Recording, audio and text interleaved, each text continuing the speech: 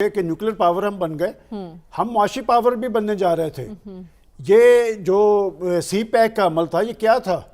آج مجھے وہ بھی ڈاما ڈول نظر آ رہا ہے کہ سی پیک کو کس نے اکھاڑا، کیوں کر اکھاڑا، کون سا مائنڈ سیٹ تھا۔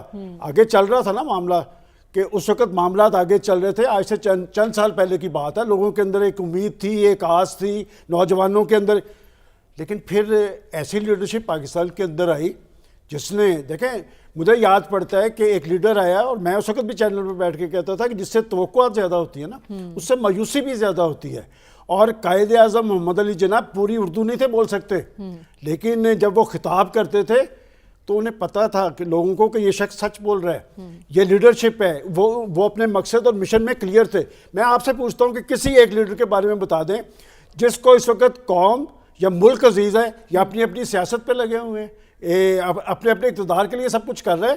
ایک ہے آپ کے پاس ابھی بھی نسخہ کیمیا، آپ واپس چلے جائیں اس طرف۔ آئین پاکستان میں سب کا کام طے ہے کہ کس نے کیا کیا کام کرنا ہے، ہم وہ کام نہیں کر رہے۔ دیکھیں میں اگر میڈیا میں ہوں تو مجھے لوگوں کے اندر جو رجحانات ہیں، لوگوں کے مسائل ہیں، اس پہ ہمیں بات کرنی چاہیے۔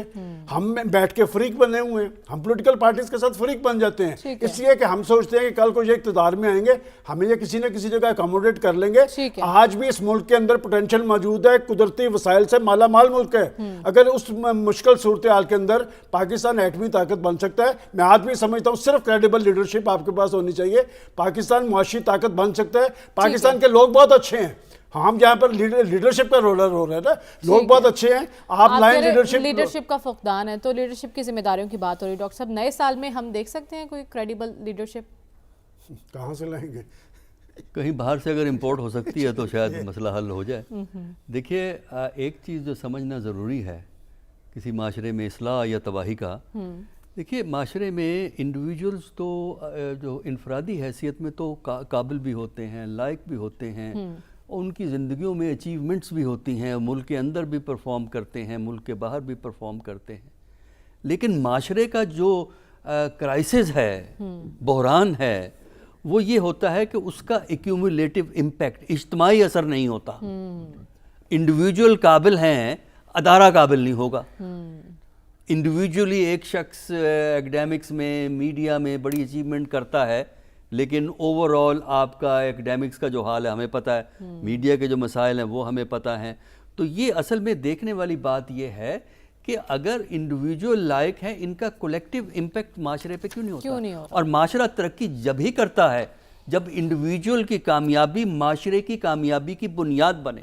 ہمارے ہاں انڈیویجول کی کامیابی انڈیویجول کی کامیابی ہی رہتی ہے، معاشرے کی نہیں ہوتی۔ اس کی وجہ ہے، اس کی وجہ یہ ہے کہ جو پاکستان کی پہلی لیڈرشپ کامیاب ہوئی تھی، جس کا ابھی تذکرہ ہوا ہے، اس لیڈرشپ میں اور موجودہ لیڈرشپ میں بہت فرق ہے۔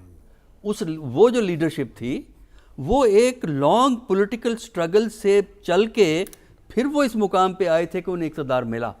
قائد اعظم کا پولیٹیکل کیریئر کہاں شروع ہوا تھا؟ ان کے ساتھ جو دوسرے ساتھی تھے وہ اس زمانے میں برٹش کوئی ان کو مدد نہیں کر رہا تھا، کوئی ان کو ریاستی سپورٹ حاصل نہیں تھی۔ سٹرگل کر کے عوام کی مدد سے انہوں نے ایک ملک کریٹ کیا اور ملک کے ابتدائی چیلنجز میٹ کیے۔ آج جو ہماری لیڈرشپ، خاص کر پوسٹ 1985 جو لیڈرشپ ہے، وہ ایک بہت مختلف قسم کی لیڈرشپ ہے۔ اس لیڈرشپ کی وجہ سے پاکستان کے اندر ایک کولیکٹیو ڈیولپمنٹ کا کانسیپٹ ڈیولپ نہیں ہوتا، اور اس کی وجہ سے جو ہمارے سب سے بڑا چیلنج جو ہے وہ اقتصادی ہے۔ اور اقتصادیات میں دو چیزیں ہوتی ہیں، جلدی سے میں کر دوں۔ نمبر 1 اوور آل سوسائٹی کی گروتھ، اور پھر ڈسٹریبیوٹیو جسٹس، کہ اس جو ترقی ہوتی ہے اس سے فائدہ کون اٹھاتا ہے، عوام کو فائدہ ملتا ہے یا کچھ لوگ امیر ہوتے ہیں؟ یعنی دولت کا تفاوت اگر بڑھے گا جو پاکستان میں بڑھ رہا ہے، وہ معاشرہ ترقی نہیں کر سکتا۔